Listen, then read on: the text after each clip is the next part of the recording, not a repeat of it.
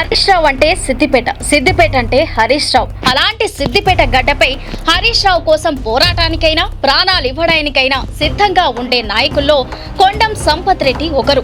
ఇప్పుడు హరీష్ రావు కోసం కొండం సంపత్ రెడ్డి కొండంత బలంగా నిలబడతాడా, లేదంటే ఆయన మెడలో గుదిబండలా మారతాడా? ఇప్పుడు ఆయన మాటల్లోనే తెలుసుకుందాం.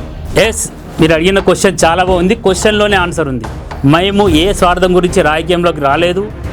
మేము వచ్చింది తెలంగాణ ఉద్యమం గురించి, హరీష్ అన్న గురించి, హరీష్ అన్నతోనే ఉందామని డిసైడ్ అయ్యే వచ్చాము. హరీష్ అన్న పైన కేంద్ర ప్రభుత్వాలు, రాష్ట్ర ప్రభుత్వాలు మరియు మా గుంటనక్కలు, మా కోవట్లు అందరూ కూడా హరీష్ అన్న మీద కుట్రలు పొందుతారని మాకు తెలుసు, పసిగట్టాం.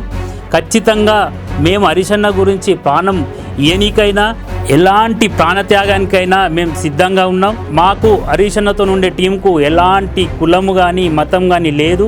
మాకు కులం అంటూ ఉంటే సిద్దిపేట కులమే, మతం అంటూ అంటే బీఆర్ఎస్ మతమే. మాకు దేవుడు అంటూ ఉంటే మాకు హరీష్ అన్ననే దేవుడు. మేము దీని గురించి కడదాకనైనా హరీష్ అన్న గురించి ఉండనీకి మేము అందరం సిద్దిపేట వాళ్ళం ప్రిపేర్ అయి ఉన్నాం.